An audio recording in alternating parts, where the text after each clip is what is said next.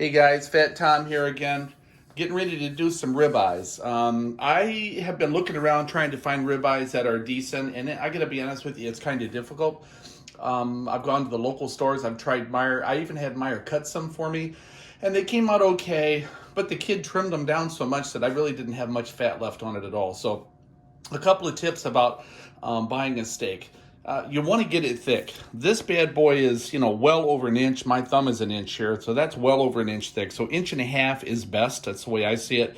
You're probably in the neighborhood of maybe pound and a quarter, maybe a little bit more per steak. I find that it really cooks up better because you can get a good sear on the outside and still be nice and rare if that's what you want on the inside. My wife likes it, pretty much with a pulse, so we try to keep it as rare as possible. So just some kind of preliminary things. I'm looking for if there's excess fat, of which seems to be a little bit on this one. It's not too bad. So I'm going to trim it, but I am not going to trim all the way to the meat.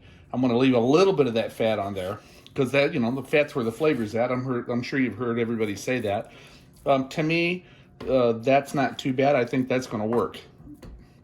On this one, maybe just a little bit over here on the backside, and that's about it. I'm not going to get real crazy with it. I'm going to put those to the side. And by the way, excuse me, I might be getting a cold here, I'm not sure. Those extra fat pieces are fantastic if you just throw them in a hot skillet and run them. So what I'm going to do here is I'm going to put just a little bit of olive oil, and I only do that just so that my seasoning sticks to it. My dog is jumping up on my leg here. She's a little thing, and for some reason she thinks that when I'm in the kitchen, she should be literally standing on her back feet on my leg, and I don't know why, but that's what she does. So a good trick is to just kind of pat them against each other. That way you kind of get good coverage. So what I've got, excuse me again, what I've got is this mixture from Weber. It's really good. It's basically salt, pepper, a little bit of garlic, and some onions, some stuff like that. And I'm just going to kind of sprinkle everything with that on both sides. Keep in mind that a lot of this is going to fall off when you cook. Get both sides done really well.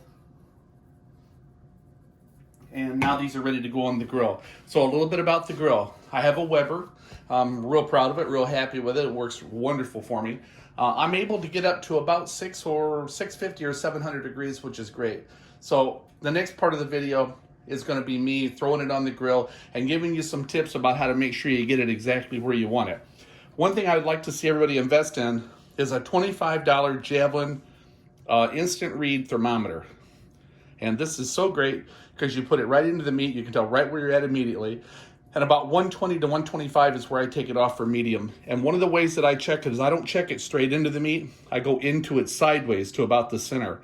So I pick it up off the grill with tongs and do it that way. That way I get a really nice center reading on that. And don't drop it. If you do, you'll break the tip. I already did. $25 mistake. So next step is on the grill. Actually, I just wanted to talk a little bit about where to get steaks at. I know I talked a moment ago about going to Meijer, Walmart, these other places. I find that most of the smaller stores don't have a nice thick cut of meat, and a lot of times they can't even cut the meat for you because that's the way they got it. They got it packaged in that way. So if you go to Sam's Club is where I always get my steaks at. We tried getting some from Costco. They tasted okay, but they weren't quite as robust. They weren't anywhere near the marbling, and the price was about the same. So it's somewhere in between, $13 and $14 a pound. So I recommend, if you can do it, get over to Sam's and look at the ribeyes. You will not be disappointed. They come 3 or 4 to a pack, depending on what you get. They're average around, I'm going to say, $38 to $40 for the 4. But keep in mind, these are big pieces of meat, guys. You can cut these babies in half and put them in the freezer, and 2 people can have a meal off that. So husband and wife can have a nice steak that's still, 8 or 10 ounces on each side, so not a big deal. If you've got a local butcher shop and you're going to have them cut the meat for you, tell them to hand trim it, but don't trim off too much fat around the edge like I've got here. Leave a nice amount through here. I like to see some pretty good sized chunks of fat throughout the meat, although this one's a little bigger than I like, but it's still going to taste good. If you do have them do it, get that 1.5 inches thick. Don't settle for anything less. The thicker, the better. When we go to the grill out here, we're going to throw it on. And my grill's going to be up close to 700. I'll show you that. and we're going to sear the outside of it really nice on both sides. And then I'm going to turn down one side of my grill, and I'm going to move those steaks over to the other side because I want them to cook kind of like bake, basically. So I want them to cook a little slower without getting too overdone. Okay, I've got my grill up to, looks like around, I know it's hard to see there, I think I'm at about almost 650 there, pretty close to it. I've got the newer Weber. I've got 4 burners on there. They've got this sear burner that's there, so I just turn them all on to begin with, and then we're going to throw the steaks at this. And there's what we're looking like inside, so nice and hot. You can see down in there, as they call them, the flavorizer bars are turning red. That's what we want.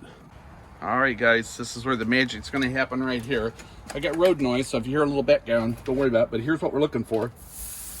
Oh, tell me you can hear it. So I'm going to put this on this side for probably 3 or 4 minutes, and then I'm going to come out and flip it over. We'll have another video showing you what it looks like on the other side.